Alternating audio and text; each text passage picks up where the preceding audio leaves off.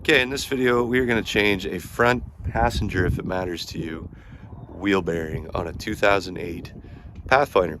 They're interchangeable, driver's side, passenger side, same thing, slightly different orientation. It'll work for all of it. I don't make these videos so much as instructional videos as just memory preservation for my kids. I want them to know you can probably do it.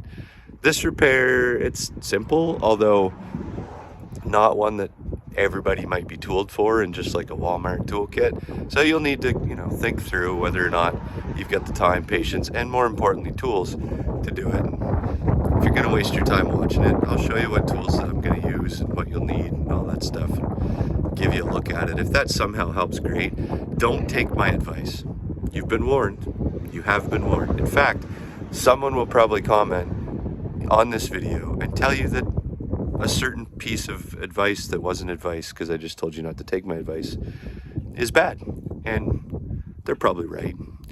I started working on cars because I had to. I was young, had an old 95 Jetta. It needed rear struts. I didn't even know what those were. But I had the exact amount in my bank account it took to buy them. And I figured I could find them on the car if they weren't too broken. If they looked similar, listen to that. That needs fixed. If they looked similar to what the new ones did, I could find them, maybe switch them out and not break too much stuff on the way. And that's how it began. I've been doing it ever since. I just want my kids to know you can probably do it. So if you're watching this and you got a bad wheel bearing and some tools and some time, you can probably do it. I'm gonna go ahead and lift the car. I'm not gonna show you that because I don't wanna be responsible if your car falls down. But there are lots of good videos for that. You gotta do that first. All right, obviously the first thing you gotta do is get this wheel off. So you need the tools to do that. It is a 21 millimeter socket, and for years I just used a strong bar, but I splurged and bought myself an impact after nearly 20 years of fooling around with this stuff. And it was worth every penny, but a strong bar worked just fine. Okay, the wheel's off. We have to take the brake caliper off. It's a 19 mil, there's two, one here and one down below. You can find it, I'm sure. This 17 is for the bolts on the back of the wheel bearing. They will be in here, and we'll have a look at those in a minute. And then right here, we got to pop this cotter pin out. Usually they're seized in, but I've replaced this one somewhere along the way. And you need a 32 mil, and a deep socket is your friend. A lot of people wouldn't have that necessarily laying around, but an auto parts store will usually sell you just one. If you're planning to do this, you're gonna have to have it, or borrow it, or beg for it, or something.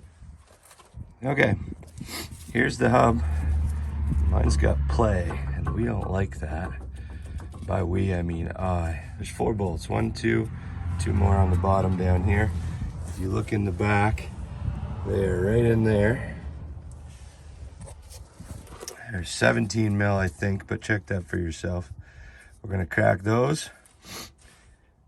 Before we do, we're gonna crack this off, the 32 mil, after we take the cotter pin out. If yours is seized in, you can use all sorts of things. My favorite, fencing pliers. That's just me. Some guys use end cutters, I think they're called. Some use side cutters. Some people like to put a pair of needle nose in there and hit them with a hammer and break the tip off their pliers. But I don't know that I would recommend that. Then you gotta take your wheel speed sensor out, right up in here. The connector is right there, and you just strip it out. And I don't give advice, but if I did, make sure you buy a hub with a wheel speed sensor, because I don't know if I've ever successfully removed one of these in a front hub on a Nissan without breaking it.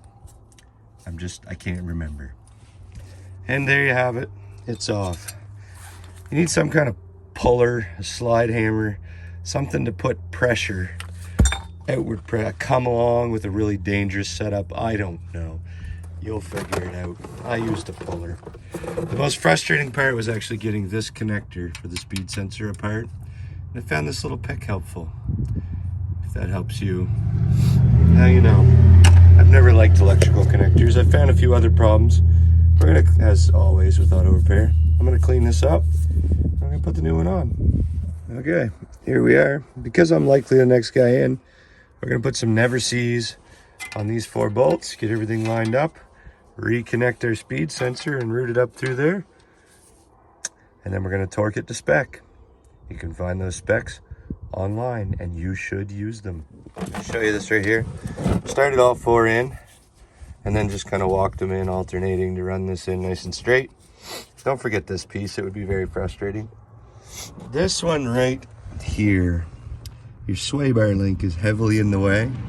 You might be able to get a ratchet in there, but I did a bunch of weird swivels because it just worked for me to be able to leave them on there and keep doing it. But you'll figure it out. Now we're going to torque them.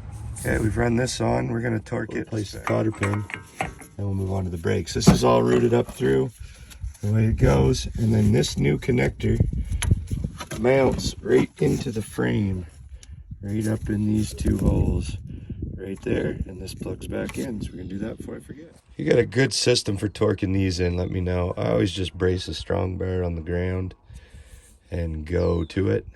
Could be hard on those threads, so be gentle, but it works for me. Okay, here we are. It's all on.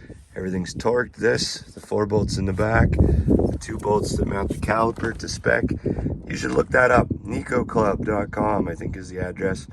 Has all the factory service manuals for these. Don't take some random guy's word for it. Case in point, when I was making this video, I actually, the first round, said the torque values. And then I re-looked them up. And I was wrong. Don't take some strange guy, at least not my word for it, when you can look them up for yourself. My wife and kids ride in this vehicle. I want it to be right.